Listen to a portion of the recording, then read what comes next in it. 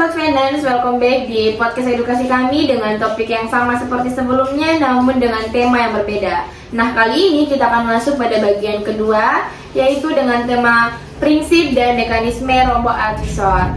Sama seperti sebelumnya, bahwasannya teman-teman mungkin sudah sering mendengar dengan istilah robot advisor, apalagi sudah pernah kita singgung di bagian pertama tadi, di mana investasi digital itu lahir dengan kombinasi tiga hal penting, yaitu inovasi teknologi, literasi keuangan, dan regulasi yang adaptif, sehingga lahirlah beberapa sistem baru seperti robot advisor inilah. Nah, kali ini di segmen ini kita akan bahas nih, seperti apa sih itu robot advisor dan bagaimana sistem robot advisor ini tuh menggantikan peran manajer investasi tradisional. Nah, di sini kita masih bersama dua narasumber luar biasa kita, yakni Kak Aksan dan Kak Fajar, yang akan membantu kita memahami apa itu robot advisor dan bagaimana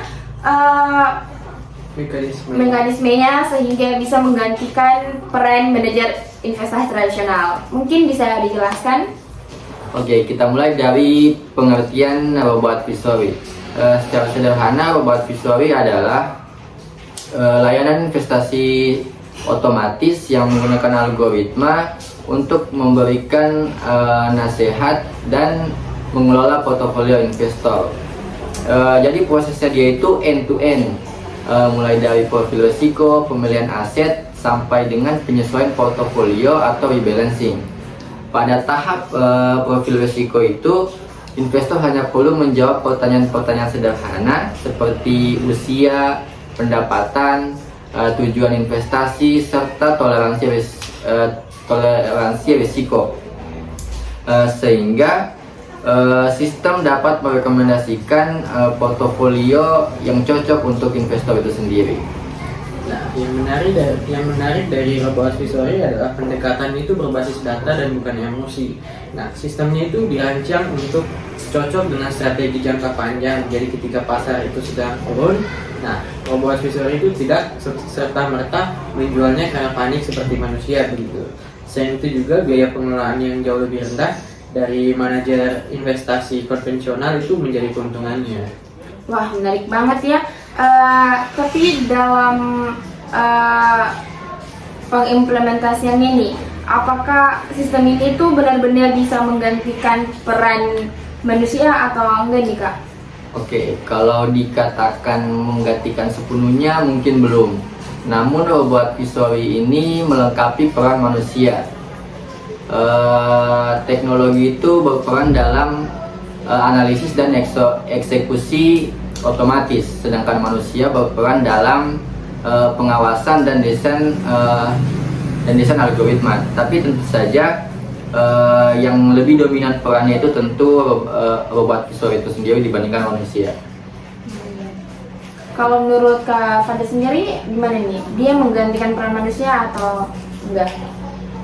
Kalau menurut saya sendiri sih tidak ya, karena kalau kita lihat sendiri di Indonesia itu ada 3 contoh yang mewakili ekosistem robot advisory. Yang pertama itu kan ada Bibit, yaitu yang fokus pada goal based investation.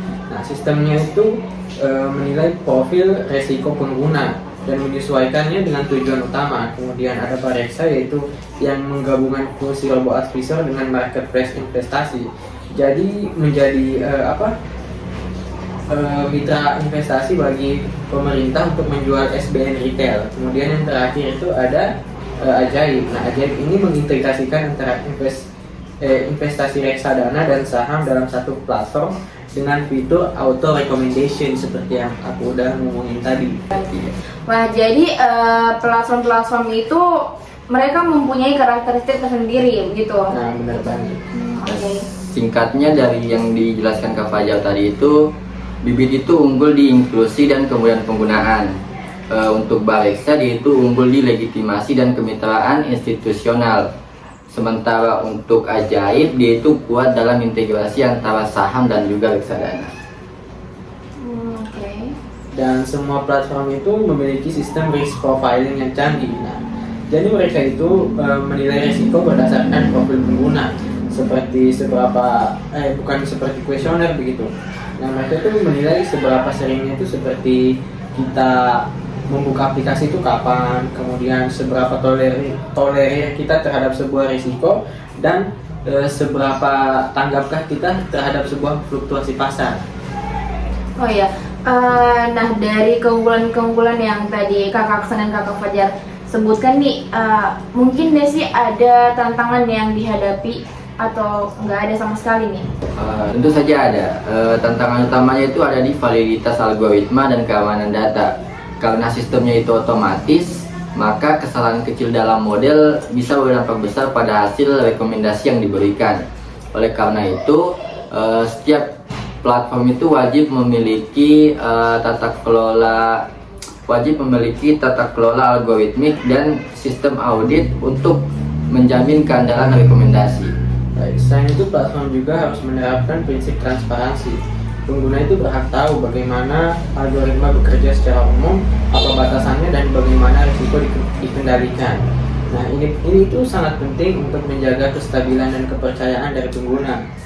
Oke, baik. Jadi intinya itu robo advisory bukan hanya sebagai teknologi pengelolaan portofolio, tetapi dia juga itu sebagai sistem kepercayaan yang dibangun atas dasar transparansi, validasi, dan juga tata kelola. Oke, itulah mungkin sedikit kesimpulan dari pembahasan yang dibahas oleh Kakak Aksan dan Kakak Fajar. Nah, di segmen berikutnya kita akan membahas komponen paling penting nih yang membuat semuanya berjalan, yaitu big data dan algoritma. Jadi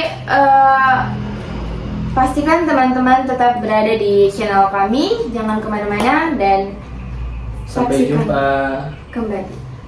See you. Oke.